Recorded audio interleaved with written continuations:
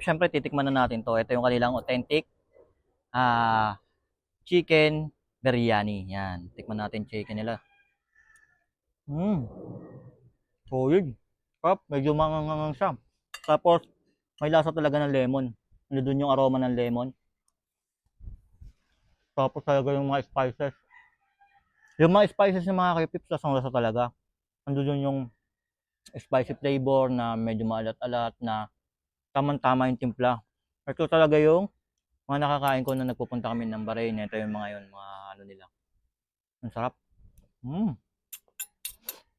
Amoy na amoy yung mga spices. Papasok sa ilong. Masarap dito mga K-Pips kung paano mo to ng lemon. Yan, pipiga mo ng lemon. Yun.